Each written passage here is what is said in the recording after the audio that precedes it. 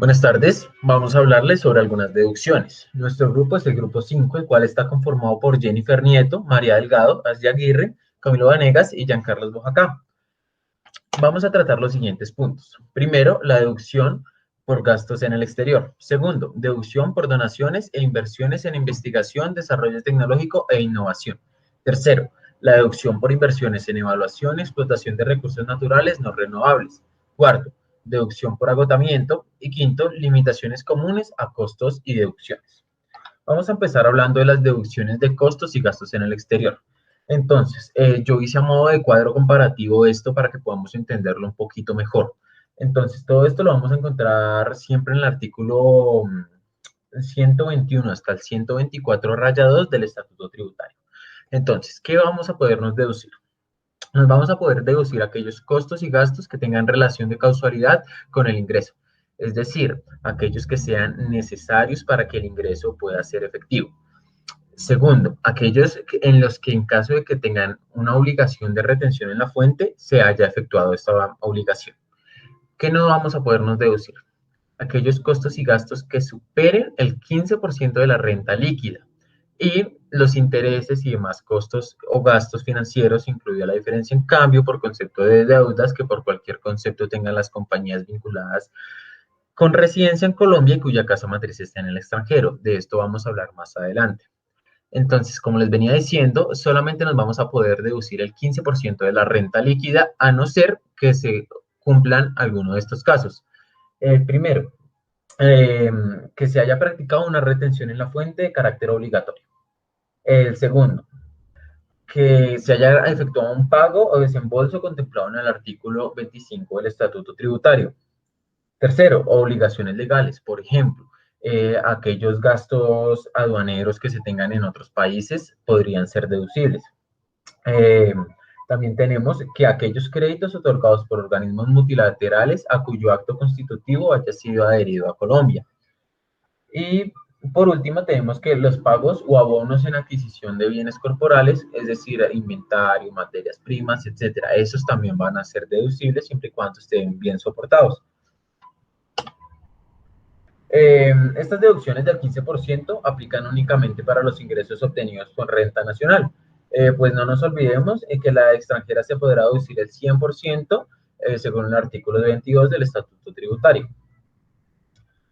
Ahora bien, si una persona sin residencia en el país que obtiene ingresos por rentas nacionales podrá deducir los costos y gastos en la medida en que se acredite la consignación del impuesto retenido a título de renta y remesas, es lo que nos dice el artículo 123 del Estatuto Tributario.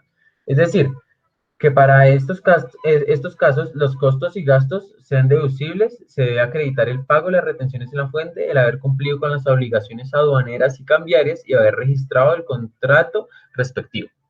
Listo. Ahora, como les dije anteriormente, vamos a ver también los costos y gastos de las compañías vinculadas. Entonces, que son aquellas agencias, sucursales, filiales o compañías que funcionan en el país con casas matrices extranjeras o agencias sucursales o filiales con domicilio en el exterior. Entonces, ¿qué se va a poder deducir? Se van a poder deducir pues los intereses, gastos, costos, diferencia en cambio de entidades que estén vigiladas por la superintendencia bancaria o financiera. Y también los generados por deudas de corto plazo, las cuales podrían ser llamadas inventario o materias primas. Es decir, que si mi casa matriz, yo le compro inventario, pues me puedo deducir estos costos o gastos. Los intereses y más costos o gastos financieros atribuidos a un establecimiento permanente en Colombia a los cuales se haya sometido una retención en la fuente. ¿Cuáles no me va a poder deducir? Los intereses y demás costos o gastos financieros, incluye la diferencia en cambio por conceptos de deudas que no estén obviamente incluidos en las excepciones. Entonces, yo me hice una pregunta. Y si el costo gasto es originado en un paraíso fiscal, para eso el Estatuto Tributario tiene una respuesta, la cual está en el artículo 124 raya 2, el cual nos dice que los pagos que se realicen a una persona natural o jurídica constituida o localizada o con funcionamiento en jurisdicciones no cooperantes o de baja o nula imposición o entidades pertenecientes a régimen preferenciales que hayan sido catalogadas como tal por el gobierno colombiano no son deducibles del impuesto a la renta. Aunque si hubo una retención en la fuente, sí se puede deducir estos pagos, estando sujetos, obviamente, al límite del 15%, eh, cuando cuando no contemple alguna de estas excepciones. ¿Qué quiero decir con esto? El gobierno tiene una lista de cuáles son los países considerados como paraíso fiscal. Si yo tengo algún gasto o costo proveniente de alguno de estos países, no voy a poder deducírmelo a no ser que yo le haya practicado la retención en la fuente. Y ya con esto terminamos el apartado de costos o gastos deducibles del exterior.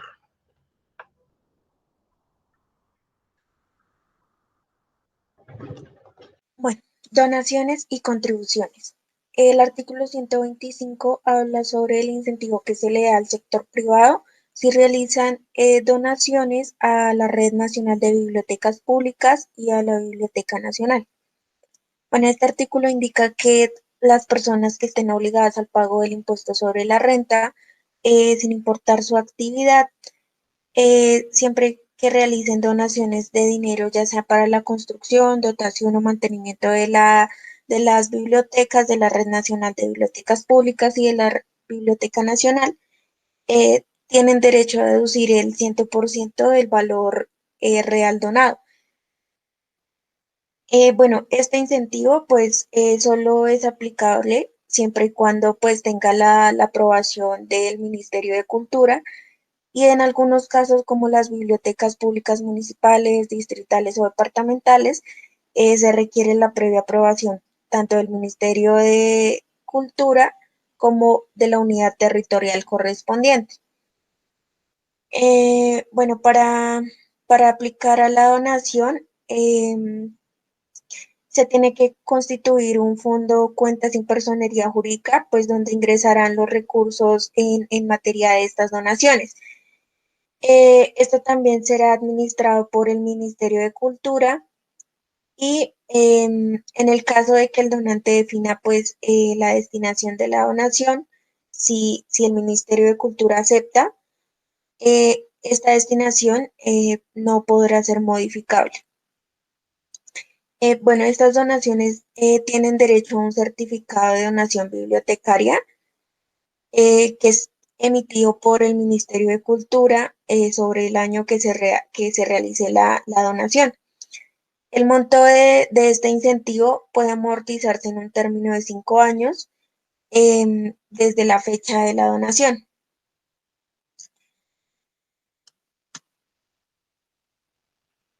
Bueno, el artículo 125, numeral 1, habla sobre los requisitos de los beneficiarios de las donaciones. Entonces, si la entidad beneficiaria es una entidad calificada en el régimen tributario especial, debe pues reunir las siguientes condiciones. La primera es que debe estar legalmente constituida y estar sometida a inspección, control y vigilancia de una entidad estatal. La segunda, si se trata de unas de las entidades del régimen tributario especial, debe haber sido calificada antes de haber sido efectuada la donación. El tercero, haber cumplido pues con la obligación de presentar la declaración de ingresos y patrimonio o de renta en el año inmediato anterior de la donación, excepto pues cuando ésta haya sido constituida en el mismo año gravable. Y cuarto, manejar en depósitos o inversiones en establecimientos financieros autorizados los ingresos por donaciones.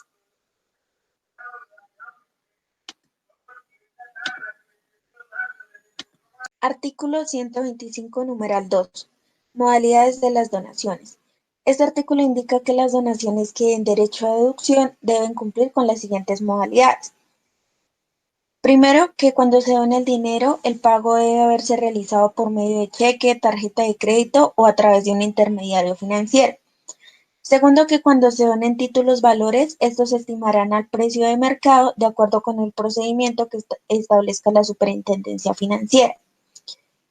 Cuando se donen estos otros activos, su valor se estimará por el costo de adquisición más los ajustes de inflación que se hayan efectuado hasta la fecha de la donación, menos las depreciaciones acumuladas hasta esa misma fecha. El parágrafo 1 indica que cuando se donen otros activos, su valor será el menor entre el valor comercial y el costo fiscal del bien donado. El parágrafo 2 indica que las donaciones que no tengan condición por parte del donante deben registrarse como ingresos que darán lugar a rentas exentas, pues esto siempre y cuando se destinen a la actividad meritoria. Si por el contrario la donación está condicionada por parte del donante, esta debe registrarse directamente al patrimonio. Bueno, el artículo 125, numeral 3, habla sobre los requisitos para reconocer la deducción. Este artículo indica que para poder reconocer la deducción, se requiere pues de la certificación de la entidad donatoria. Esta debe estar firmada por el revisor fiscal o contador, en donde se indique la forma, el monto y la destinación de la donación. Además, pues de las condiciones señaladas en los artículos anteriores. Este artículo también indica que no procederá a deducción por concepto de donaciones cuando se donen acciones, cuotas, partes o participaciones, títulos, valores, derechos o creencias poseídos en entidades o en sociedades.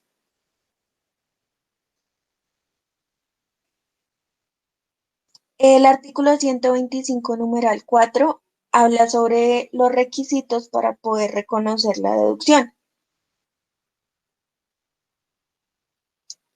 Este artículo indica que puede ser otorgada la deducción siempre y cuando pues, se cumplan las condiciones establecidas en el artículo 125 del Estatuto Tributario. Y para los fines del numeral 2 del artículo 125, se tendrán en cuenta las donaciones efectuadas a los partidos o movimientos políticos que sean aprobados por el Consejo Nacional Electoral. El artículo 125, numeral 5, habla sobre las donaciones a entidades no pertenecientes al régimen tributario especial. Indica que cuando las donaciones sean efectuadas por este tipo de entidades, no serán descontables de renta y serán ingresos gravables para las entidades receptoras. Eh, También indica pues que cuando se traten de estas entidades, se deben seguir las reglas establecidas en el artículo 257 del Estatuto Tributario. Deducción de contribuciones a fondos mutuos de inversión y a fondos de pensiones de jubilación e invalidez. Este artículo indica que las empresas podrán deducir de su renta bruta el monto de su contribución al fondo mutuo de inversión, así como los aportes para los fondos de pensiones de jubilación e invalidez. El artículo 126, numeral 1, habla sobre la deducción de contribuciones a fondos de pensiones de jubilación e invalidez y fondos de cesantías. Este artículo indica que para efectos del impuesto sobre la renta y complementarios son deducibles las contribuciones que se realicen a las entidades patrocinadoras o empleadoras, a los fondos de pensiones de jubilación e invalidez y de cesantías. Los aportes del empleador a dichos fondos pueden ser deducibles en la misma vigencia fiscal que se realicen. Y los aportes del empleador a los seguros privados y a los fondos de pensiones voluntarias serán deducibles hasta por 3.800 VTs por empleado. También indica que los aportes voluntarios que realice el trabajador, el empleador o los aportes del partícipe independiente a los seguros privados de pensiones, a los fondos de pensiones voluntarias y obligatorias que estén vigilados o administrados por las entidades como la Superintendencia Financiera de Colombia, no hacen parte de la base para aplicar retención en la fuente. y además serán considerados como una renta exenta hasta la suma que adiciona al valor de los aportes de las cuentas de AFC no exceda el 30% del ingreso laboral o hasta un monto máximo de 3.800 VTs por año. También indica que los retiros de aportes voluntarios que provengan de ingresos que se excluyeron de retención en la fuente, pues que se efectúen a los seguros privados de pensiones o a los fondos de pensiones voluntarias. Eh, y esto implica que el trabajador pierda este beneficio y pues efectúe la respectiva retención en la fuente que pues inicialmente no se realizó. Bueno, el parágrafo 1 de este artículo nos indica que las pensiones que se paguen habiendo cumplido con las condiciones señaladas en el presente artículo sobre los retiros parciales o totales, tanto de aportes y rendimientos, mantiene la condición de rentas exentas y pues no deben ser incluidas en la declaración de renta del periodo en el que se efectuó el retiro. También indica que constituye renta líquida para el empleador la recuperación que se realice de las cantidades concedidas en uno o varios periodos grabables como deducción de la renta bruta por aportes voluntarios. Em, pues de este a los fondos o seguros de los cuales se mencionan en el presente artículo. Así como los rendimientos que se hayan obtenido cuando no haya lugar el pago de pensiones a cargo de los fondos y se restituyan los recursos al empleador. Bueno, el parágrafo 3 de este artículo nos indica que los aportes voluntarios que a 31 de diciembre del 2012 se hayan efectuado por el trabajador, el empleador o los aportantes del partícipe independiente a los fondos de jubilación e invalidez o a los fondos de pensiones, eh, también a los seguros privados de pensiones y a los fondos privados de pensiones en general, pues no hacen parte de la base para aplicar retención en la fuente y estos serán considerados como un ingreso no constitutivo de renta ni ganancia ocasional hasta una suma pues que adiciona el valor de los aportes a las AFC y al valor de los aportes obligatorios del trabajador no excedan el 30% del ingreso laboral o ingreso tributario del año, pues según sea el caso.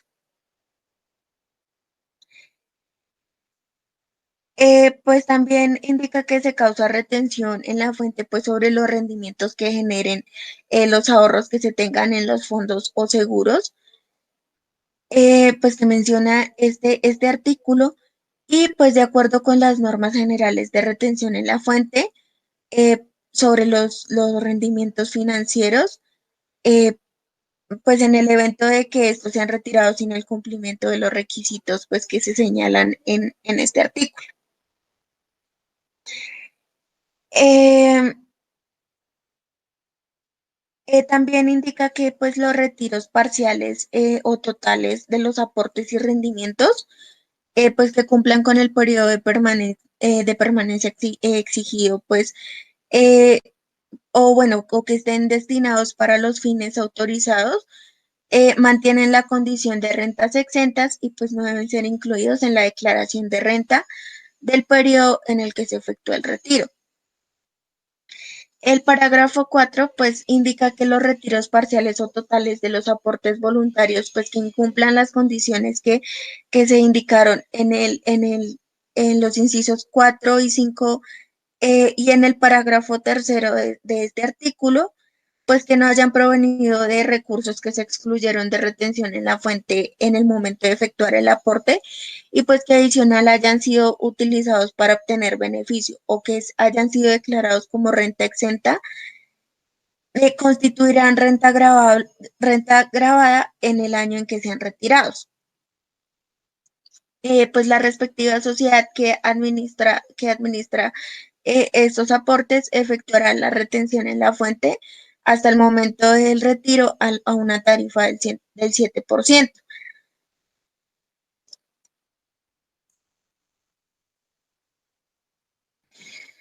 Bueno, el artículo 126, en numeral 2, habla pues sobre las deducciones que se hayan efectuado por donaciones a la Corporación General Gustavo Matamoros.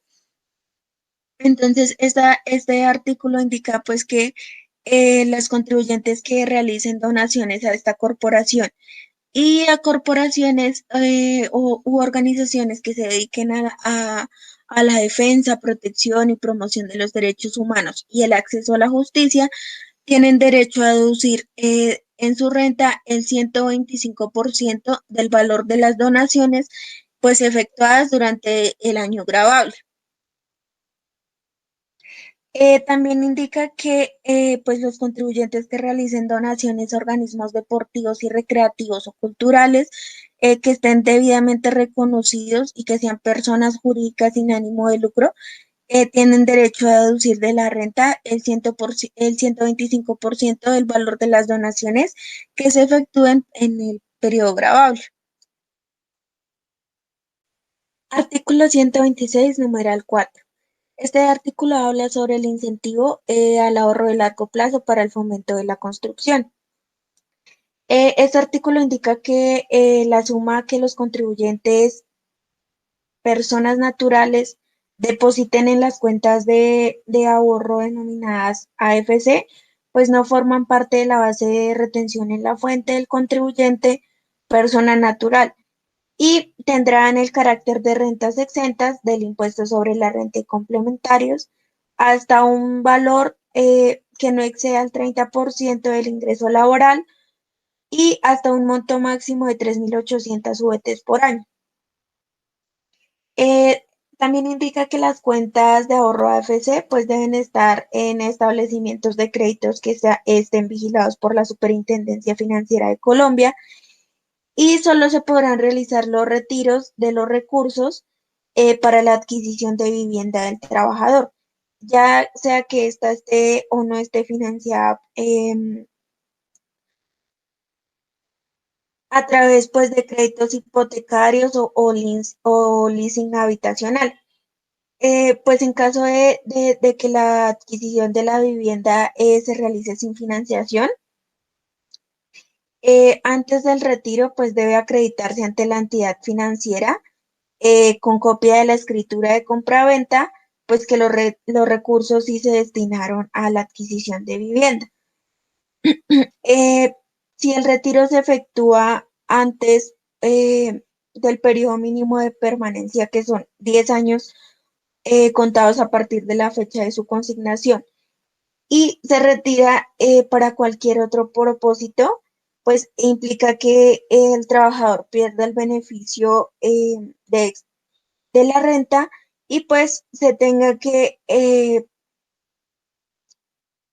pues que realizar la retención en la fuente que no se le generó a dicho aporte. Eh, También indica que pues se debe causar retención en la fuente sobre los rendimientos que generen pues las cuentas de AFC y pues que los retiros parciales o totales de aportes y rendimientos que cumplan con el periodo de permanencia pues que se exige o que se destinen para los fines autorizados, mantienen la condición pues de rentas exentas y no deben ser incluidos en la declaración de renta en el periodo pues que se efectúa el retiro. Los recaudos que se capten a través de las cuentas de AFC, pues únicamente pueden ser destinados a financiar créditos hipotecarios, el leasing habitacional o pues a la inversión en titularización de cartera originada, en adquisición o la inversión en bonos o hipotecarios.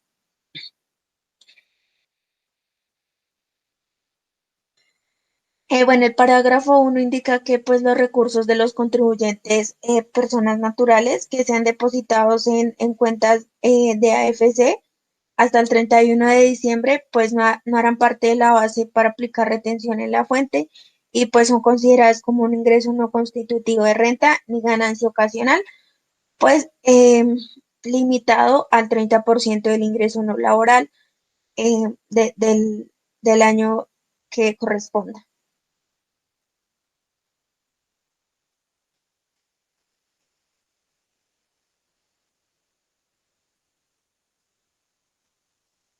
Pues también se indica que se causa retención en la fuente pues sobre los rendimientos que generen estas cuentas de AFC, pues en el evento de que estos sean retirados sin el cumplimiento de permanencia de 5 años. También indica que pues lo que se dispone en este artículo será también aplicable a las sumas depositadas en cuentas de AFC que sean abiertas en organizaciones de la economía solidaria, que pues que estén vigiladas por la Superintendencia Financiera de Colombia o por la Superintendencia de la Economía Solidaria, pues que realicen préstamos hipotecarios y también los establecimientos de créditos vigilados por la Superintendencia Financiera de Colombia.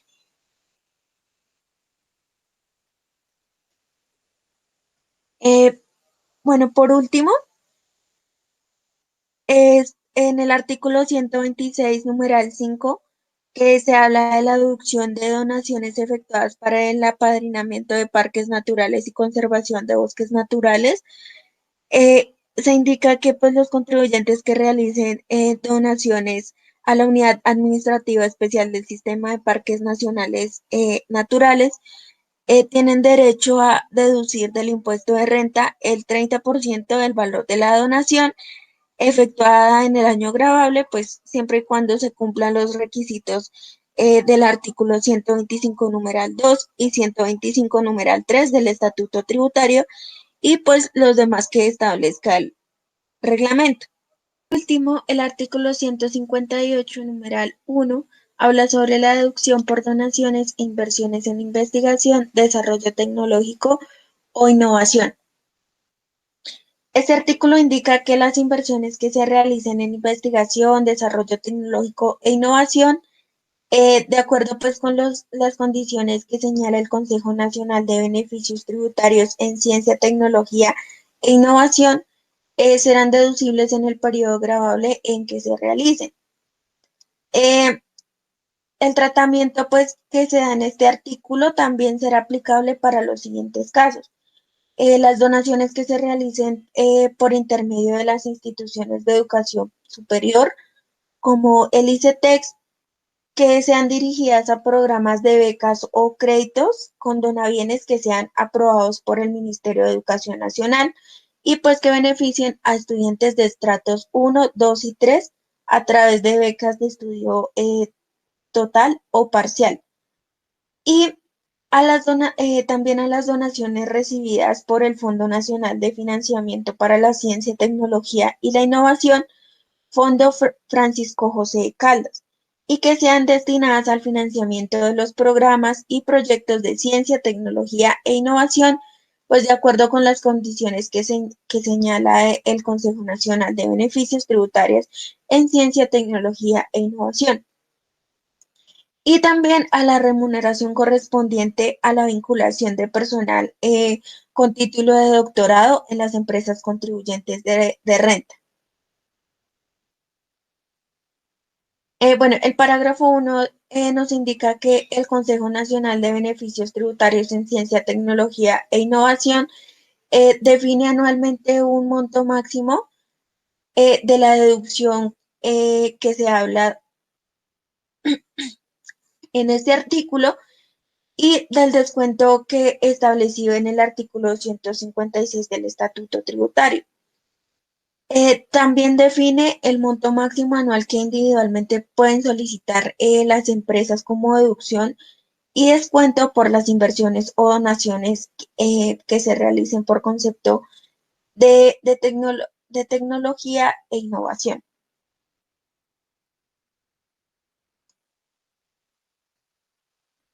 Eh, También indica que los costos y gastos que den lugar a la deducción de que trata este artículo y al descuento del artículo 256, no pueden ser capitalizados ni tomados como costo o deducción nuevamente por el mismo contribuyente.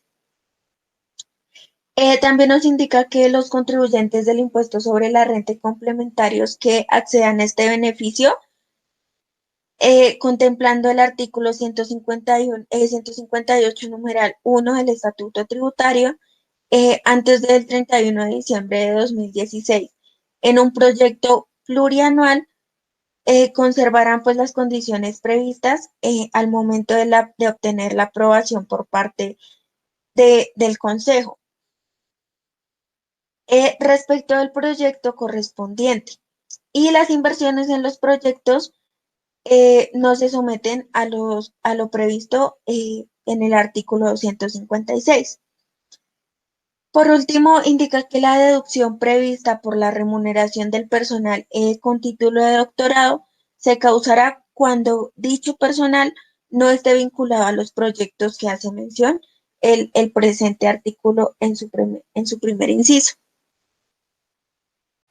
Bueno, costo fiscal de las inversiones. Antes de entrar a evidenciar cómo es el manejo de las deducciones de las inversiones en la exploración, desarrollo y construcción de minas, en el artículo 74-1 del Estatuto Tributario nos indica cuál es el costo fiscal de esas inversiones, la cual lo determina de acuerdo a unos rubros.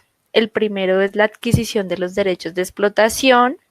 También están los estudios sísmicos, topográficos, geológicos, geoquímicos, siempre que se vinculen a un hallazgo de recurso natural no renovable. Se encuentran también las perforaciones exploratorias, así como las excavaciones de zanjas, trincheras, apiques, túneles, canteras, etcétera. Las tomas de muestras, las actividades relacionadas con la evaluación de la viabilidad comercial de la extracción de un recurso natural, los costos y gastos laborales y depreciaciones, según el caso, considerando las limitaciones establecidas en este artículo. Los costos y gastos a los que se refiere este artículo no serán aplicables a los desembolsos incurridos antes de obtener los derechos económicos de exploración. Cuando estos activos se enajenen, el costo de la enajenación de los mismos será el determinado de conformidad con este numeral, menos las amortizaciones, siempre y cuando pues haya sido deducida para fines fiscales. Es importante tener presente que la capitalización de la que trata este numeral, este artículo, cesará luego de que se efectúe la factibilidad técnica y viabilidad comercial de extraer el recurso natural no renovable de acuerdo con lo establecido contractualmente. Los terrenos serán capitalizables y amortizables únicamente cuando exista la obligación de reinvertirlos a la nación.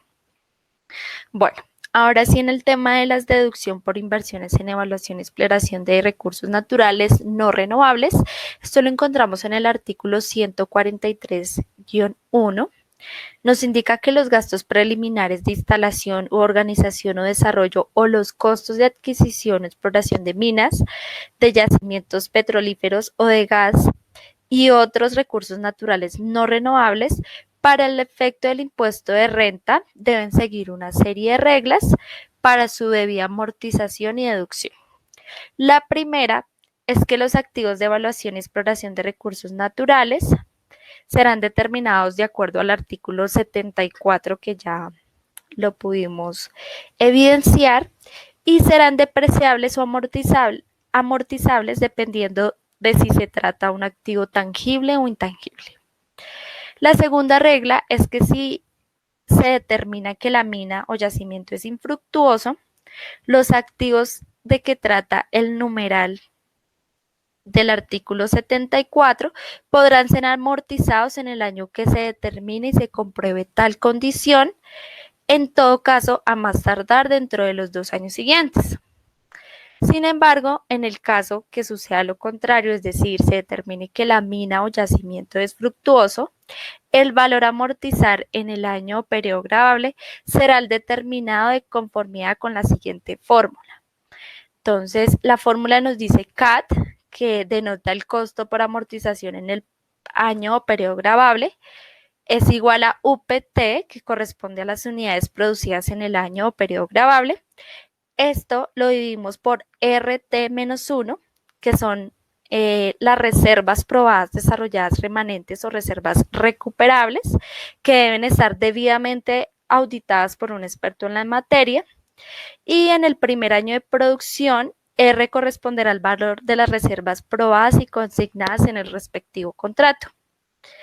Esto lo multiplicamos por SAT-1, que corresponde al saldo por amortizar al final del año periodo gravable inmediatamente anterior, y en el caso de que las reservas probadas difieran de las inicialmente estimadas en el contrato, el mayor o menor valor de las mismas deberá incorporarse en la variable de reservas probadas en el año en que se efectúe dicha actualización. Bueno, para el tema de las deducciones se debe tener y la amortización se deben tener una serie de consideraciones. Entre ellas es que aquellas zonas donde los recursos naturales no renovables no son de propiedad del Estado, es decir, tienen un reconocimiento de propiedad privada, deben ser presentadas por el contribuyente mediante el estudio técnico de reservas debidamente avalado por el experto en materia. Adicional, salvo lo previsto en el artículo 167 del Estatuto, en el caso de que la producción se agote antes de lo previsto en el contrato correspondiente, el saldo pendiente se podrá amortizar en el año o periodo gravable en que se compruebe tal situación y en todo caso a más tardar dentro de los 2 años siguientes. Bueno, los costos incurridos en los procesos de mejoramiento en la explotación de un recurso natural no renovable se capitalizarán y se amortizarán aplicando las reglas previstas en este artículo.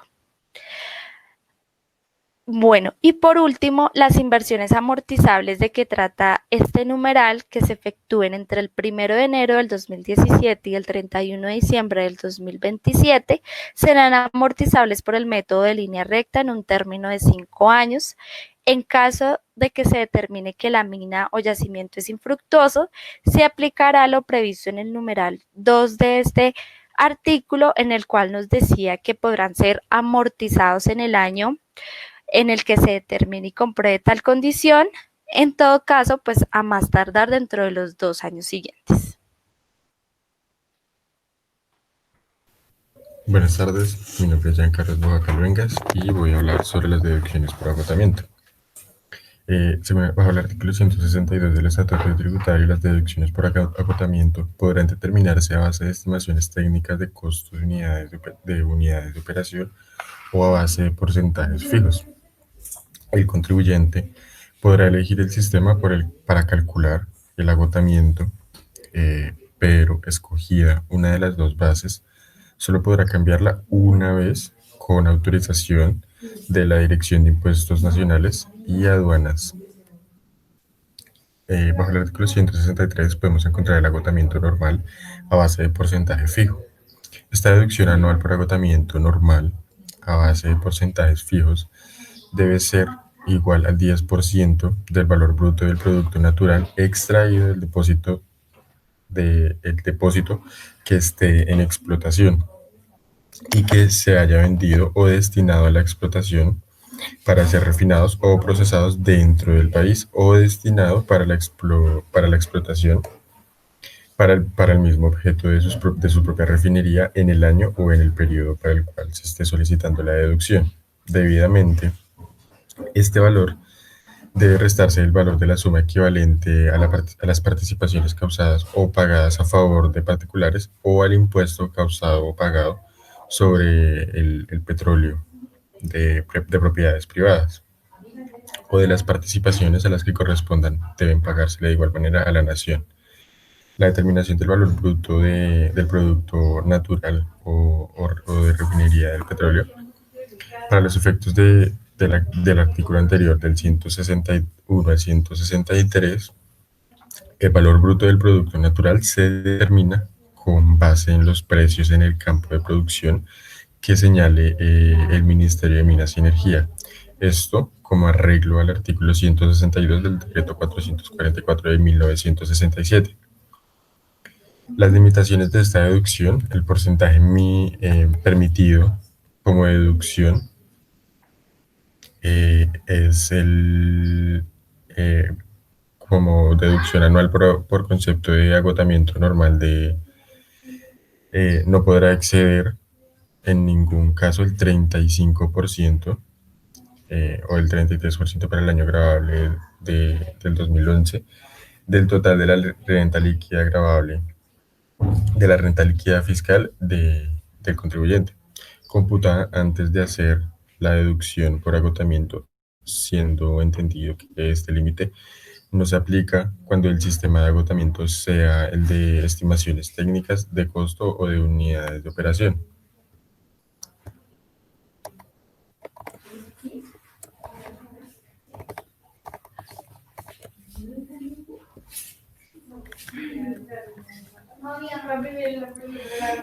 Bajo el artículo 166 podemos encontrar las deducciones de factores por factor especial de agotamiento en explotación de hidrocarburos, donde la deducción anual por agotamiento normal reconoce un factor especial de agotamiento aplicable año por año a las siguientes explotaciones. Son tres. La primera es las iniciadas después del 1 de enero de 1955 y existentes al 28 de octubre de 1974. Es la B. Las que inician a partir del 28 de diciembre de 1974 y correspondan a zonas cuyo subsuelo florífero o subsuelo de explotación de recursos naturales haya sido reconocido como propiedad privada. Y la tercera, las que correspondan a contratos de concesión o asociaciones vigentes al 28 de octubre de 1974. Dicho factor especial será equivalente al 15% del valor bruto del producto natural extraído. Para las explotaciones situadas en el este o suroeste de la cima de la cordillera oriental, el factor especial de agotamiento que trata de este artículo será de 18% del valor bruto del producto natural extraído. Las deducciones normal de 10% y las especiales del 18% no podrán exceder en un conjunto del 50% de la renta líquida fiscal del contribuyente, computada antes de hacer la deducción por agotamiento. El artículo 167, bajo las deducciones por agotamiento en explotación de minas y gases distintos de los hidrocarburos y depósitos naturales que en contratos vigentes a octubre 28 de 1974, el contribuyente que derive renta de explotaciones de minas, gases distintos de los hidrocarburos y depósitos naturales, como les comentaba anteriormente, en concesión, aportes, permisos y adjudicaciones vigentes a octubre 28 de 1974 o en áreas de propiedad cuyo subsuelo minero haya sido reconocido como la propiedad privada, tendrá derecho a una deducción por agotamiento de conformidad con las disposiciones contenidas en el artículo siguiente. En el 168 podemos ver quiénes tienen derecho como tal a las deducciones por agotamiento y en consecuencia las deducciones por agotamiento se concederán tanto al arrendador o propietario como al arrendatario o concesionario o beneficiario mencionado, sobre la base de sus respectivos costos determinados conforme a las reglas establecidas en los artículos siguientes del 169 al 170, el 169 los factores que integran el costo. La norma anterior se aplica a los contribuyentes que reciban participaciones o regalías por concepto de explotaciones tratadas. En el caso de propiedades poseídas en usufructo, las deducciones por agotamiento se computarán como si el usufructo tuviera en pleno dominio de la propiedad. Será este quien tenga el derecho de las deducciones correspondientes. Usufructo, entendiéndose como el derecho por el que una persona puede usar los bienes de otra y disfrutar de los beneficios, como las obligaciones de conservarlo y cuidarlo como si fuese propio. El artículo 669 nos habla de factores que integran el costo, como lo son los gastos capitalizados o los hechos en la adquisición de la respectiva concesión, los gastos preliminares de explotación y el saldo de los gastos capitalizados. El sistema para su determinación son la deducción por agotamiento se computará bien a base de estimaciones técnicas de costo de unidades de operación o bien a base fija de porcentaje fijo. Cuando la deducción por agotamiento haya de computarse a base de estimaciones técnicas de costo de unidades de operación, o la B, la deducción por agotamiento a base de porcentaje fijo no deberá exceder el 10%. A continuación vamos a hablar de las limitaciones comunes a costos y deducciones.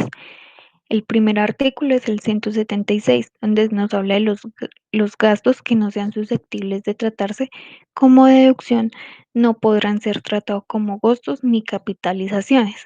Entonces aquí nos habla de que los costos cuya aceptación esté restringida no podrán ser tratados como deducción, y los gastos que no estén aceptados fiscalmente no podrán ser tratados como costo ni ser capitalizados.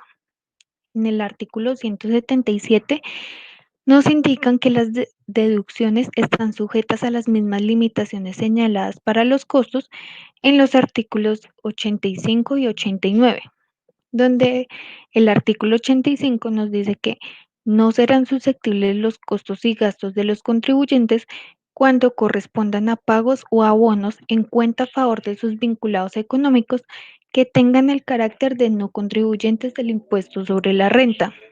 En el artículo 88, a partir de la fecha de su publicación en un diario de amplia circulación nacional, no serán deducibles en el impuesto sobre la renta las compras efectuadas a quienes el administrador de impuestos nacionales hubiere declarado como proveedor ficticio o insolvente.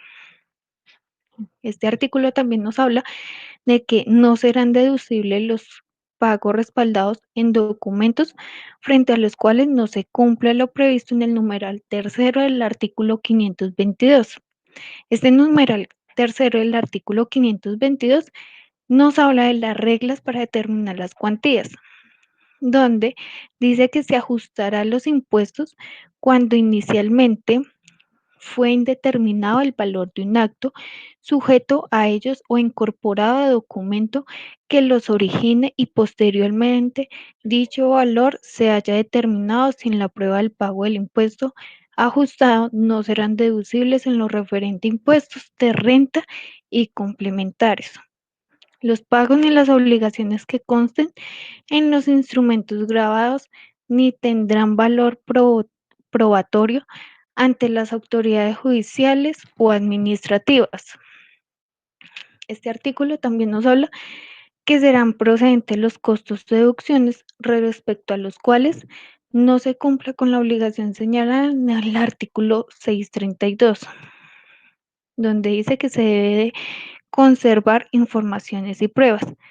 Aquí este artículo nos habla que frente a los impuestos de la Dirección de Impuestos Ciudadanos Nacionales, dice que los contribuyentes o no contribuyentes de los mismos deben conservar por un periodo mínimo de 5 años, contados a partir del 1 de enero del año siguiente al de su elaboración o recibo de los siguientes documentos, información y pruebas que deberán ponerse a disposición de la Administración de Impuestos cuando así lo requiera.